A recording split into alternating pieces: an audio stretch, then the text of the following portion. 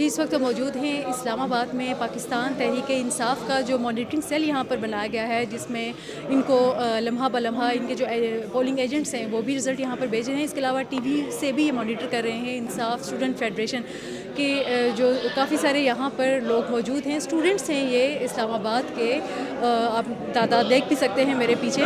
और ये यहाँ पर नारेबाजी कर रहे हैं, खुशी मना रहे हैं, क्योंकि अभी तक के इस्लामाबाद में के जो 3 हलके हैं 46, 47 और 48, इन तीनों में जो पाकिस्तान तहरीक-ए-इंसाफ़ के जो हमायत याफ्ता आज़ाद उम्मीदवार हैं वो काफ़ी सारी लीड से आगे हैं। ताहम ये अभी तक गैर हतमी गैर सरकारी नताइज हैं।